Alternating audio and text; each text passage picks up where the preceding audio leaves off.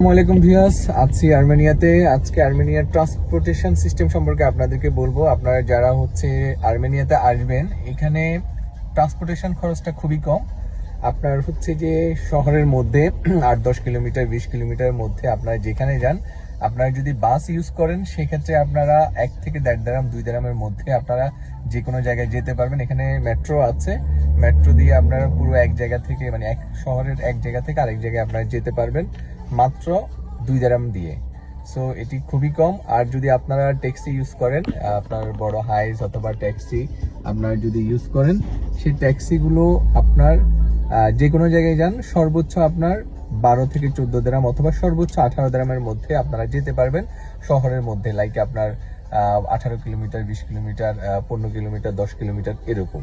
So আপনারা যারা আর্মেনিয়াতে আসবেন, আপনারা এখানে যদি সহজে ইজিলি আপনারা গাড়ি পেতে চান, দুটো অ্যাপ্লিকেশন আছে, সেটা ইউজ করতে পারেন। জিজি আরেকটা ইলেভেন, আরেকটা অ্যাপ্লিকেশন আছে। সো সেই অ্যাপ্লিকেশনগুলো আপনারা ডাউনলোড করে নিতে পারেন। খুব সহজে আপনারা গাড়ি পেয়ে যাবেন যে কোনো জায়গায়। আর যদি বাস ইউজ করতে চান সেক্ষেত্রে আরো কমে আপনারা ইউজ করতে পারবেন। সেক্ষেত্রে হয়তো প্রথম পর্যায়ে আপনাকে লোকেশন খুঁজে বা যেতে হবে আর কি। সো এটি আর্মেনিয়ার আমার কাছে ভালো লেগেছে, ট্রান্সপোর্টেশন খরচটা খুবই কম। ধন্যবাদ সবাইকে।